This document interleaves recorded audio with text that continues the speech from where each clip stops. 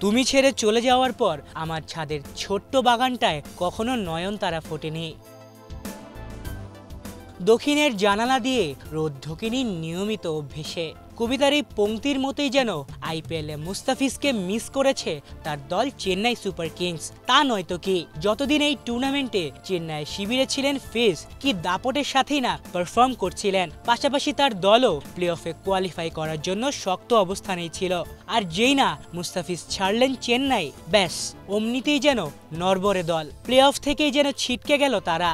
মুস্তাফিজের এই অভাব বেশ ভালোভাবে বোধ করেছে চেন্নাই। তাই তো গতকাল আরসিবির বিপক্ষে ম্যাচ হারার পর দলটির অধিনায়ক ঋতুরাজ গাইকোয়াড়ের কণ্ঠে ছিল তাকে না পাওয়ার আক্ষেপ। ম্যাচ শেষ হওয়ার পর তিনি বলেন, আমরা ফিজকে মিস করেছি। মুস্তাফিজ জাতীয় দলের হয়ে খেলতে নিজ দেশে আসেন, এরপর চোটের অস্বস্তি নিয়ে দেশে ফিরে যান লঙ্কার পেসার পাথি রানাও। চোটের কারণে আমরা ডেভন কনওয়েকেও পুরো টুর্নামেন্টে পাইনি। যখন দলে এত ইনজুরি থাকে, স্কোয়াডে ভারসাম্য আনাটা কঠিন হয়ে যায়। এর আগে চলমান আইপিএলে বল হাতে দুর্দান্ত ছিলেন ফিজ, নিজের দলকে জেতাচ্ছিলেন ম্যাচও। এমনকি একটা সময় এবারের আসরের সর্বোচ্চ উইকেট শিকারীও ছিলেন এই বাঁহাতি পেসার। বলতে গেলে চেন্নাইয়ের বোলিং বিভাগের অন্যতম ভরসার প্রতীক ছিলেন তিনি।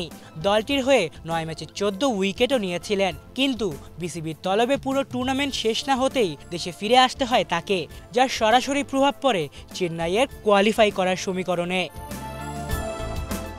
আলিফ চৌধুরী, বাংলা ভিশন।